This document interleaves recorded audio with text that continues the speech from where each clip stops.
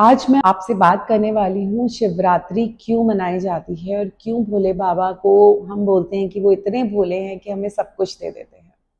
आज मैं सुनाऊंगी आपको एक छोटी सी ऐसी कहानी जिसको सुनने से आपको भी लगेगा कि सच में ऐसा भी होता है। भोले बाबा इतने भोले हैं कि हमसे अनजाने में की गई पूजा का भी हमें फल दे देते हैं। जो हम जान के पूजा करते हैं उसका तो फल हम मांगते हैं उनसे कि आप हमें दे दीजिए, पर जो अनजाने में की गई पूजा है क्या उसका फल भी सच में भगवान देते हैं। तो चलिए सुनते हैं ये कहानी। एक बार एक जंगल में एक शिकारी होता है, उसको बहुत भूख लगी होती है, उसने बहुत दिनों से कुछ नहीं खाया होता।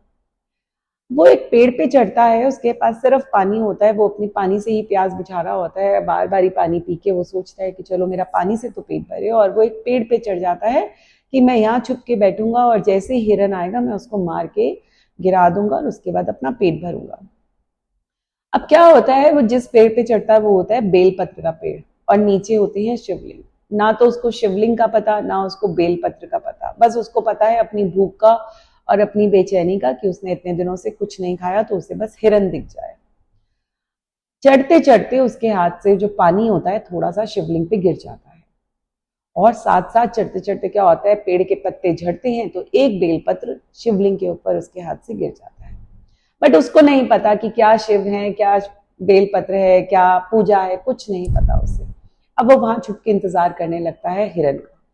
इतने में थोड़ी देर बाद इंतजार करते करते उसका एक पहर बीत जाता है। भूखे प्यासे, एकदम भूख से वो बेचैन और वेट कर रहा है, इंतजार कर रहा है। एक पहर बीत गया। अब उसको दिखाई देते हैं हिरन और हिरनी अपनी फैमिली के साथ, जिसमें दो दो बच्चे भी होते हैं।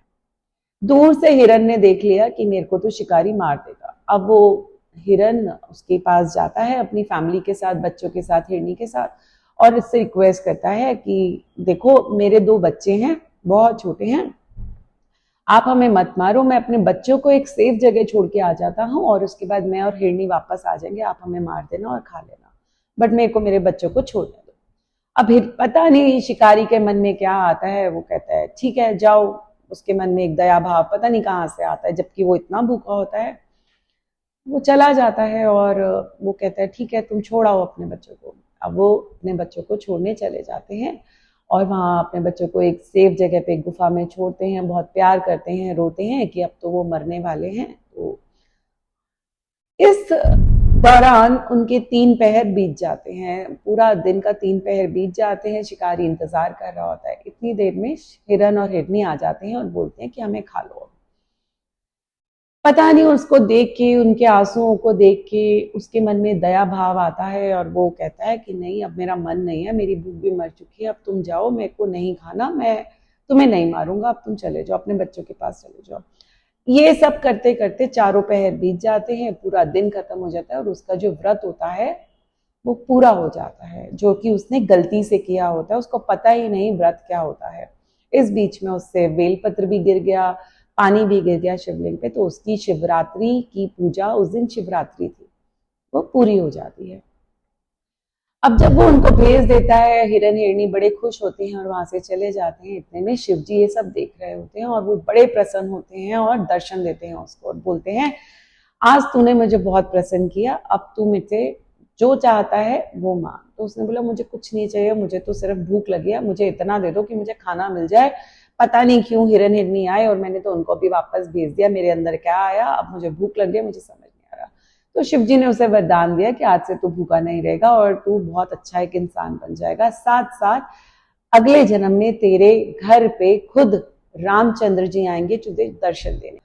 अब ये बात सुन के वो बड़ा प्रसन्न होता है और उसकी जिंदगी बहुत अच्छी कटती है, वो एक अच्छा इंसान बन जाता है, मेहनत करने लग जाता है और उसको बहुत सारा धन कमाने लग जाता है, उसको पूरा जिंदगी उसकी बहुत अच्छी कटती है। और अगले जन्म में फिर जब राम जी का जन्म हुआ उसमें भी वो रामचंद्र जी उसके घर आते हैं उसको दर्शन देने के लिए। तो आप ये देखिए कि भोले बाबा ने, जिसको नहीं पता शिवरात्रि क्या है, जिसको नहीं पता कि पूजा क्या है, जल चढ़ाना किसे कहते हैं, शिवलिंग किसे कहते हैं, उसके एक छोटे से एफर्ट भी नहीं था, बल्कि उसके एक छोटे से एक करने से, जो कि उससे गलती से हो गया, जल गिर गया, उसी से भगवान ने उसको उसकी बुद्धि फेरी और उसको उसके कर्मों की सजा खत्म करके उसको एक नया जीवन दिया, उसको एक नया आशीर्वाद दिया, उसको उसका फल दिया। तो सोचिए, जब हम सच्चे मन से पूजा करेंगे और शिव जी से मांगेंगे तो क्या हमें भगवान नहीं देंगे? क्या हमारे एफर्ट्स को भगवान नहीं देखेंगे? बिल्कुल देखेंगे, और उसको 10 गुना ज्यादा कर देंगे। भगवान तो ऐसे हैं कि वो अपने यहाँ लिखा ही बदल देते हैं। एक बार की बात, और एक छोटी सी कहानी और सुनाती हूँ। एक साहूकार था, उसके बच्चा नहीं था, वो बहुत पूजा पाठ करता था। तो उसकी पूजा पाठ देख के पार्वती जी ने शिव जी से कहा कि आप इसको बेटा क्यों नहीं दे देते? उन्होंने कहा इसके कर्मों की सजा है कि इसको बच्चा नहीं होगा। तो उन्होंने कहा नहीं, इसने इतनी पूजा की, आप उसको दे दीजिए। तो शिव जी ने कहा ठीक है। शिव जी ने उसको बोला कि ठीक है, तेरे बेटा होगा, बट वो 16 साल की उम्र में मर जाएगा। ठीक है, 16 साल हुए, 16 साल तक उसने उसे पढ़ाया लिखाया, बहुत सारी ऐसी चीजें भी हुई। कहानी बहुत लंबी है, फिर कभी सुनाऊंगी आपको, मगर छोटे से में ये है कि उसको सिखाया और उसको ये बोला कि तुम शिव जी की पूजा करना बंद मत करना। तो वो जो छोटा सा बच्चा था, बचपन से ही शिव जी के आगे दिया जलाता था, बेल पत्र चढ़ाता था, जल चढ़ाता था, और शिव जी का सच्चा भक्त था। तो जब उसकी 16 साल की उम्र हुई और वो मर गया, उसको मृत्यु प्राप्त हुई, तो सब रोए। और उनकी तकलीफ देखकर पार्वती जी वहां से निकल रही थी, उन्होंने शिव जी को फिर से आग्रह किया कि आप भूल जाइए कि आपने क्या बोला, इसने जो सेवा की, इसने जो भक्ति की, आप उसको फिर से जीवन दान दीजिए। और शिव जी ने उसको फिर से जीवन दान दे दिया। तो शिव जी ने ही कहा था कि ये 16 साल की उम्र में मर जाएगा, और फिर शिव ने ही उसको जीवन दान दे दिया। तो जब शिव ऐसा कर सकते हैं, तो क्या शिव हमारे लिए कुछ नहीं कर सकते? वो हमारे कर्मों के बंधनों को भी काट सकते हैं, हमारी तकलीफों को भी खत्म कर सकते हैं। जो हम दुख भोग रहे हैं, जो हम तकलीफें कष्ट इस जन्म में भोगते हैं हमारे पिछले जन्मों के कर्मों की वजह से, क्या शिव उनको खत्म नहीं कर सकते?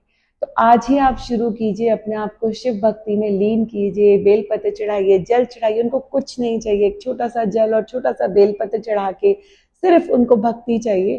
तो आज से हम शुरू करते हैं, एक संकल्प लेते हैं कि आज से हम अपने आप को विलीन कर देंगे शिव के अंदर और उनके चरणों में, और उनसे जुड़ जाएंगे पूरी तरह, जिससे कि हम अपने कर्मों के बंधनों को काट सके, इन दुखों को काट सके। और शिव ने चाहा तो हमारे दुख, हमारी तकलीफें वो अपने आप ही खत्म कर दें।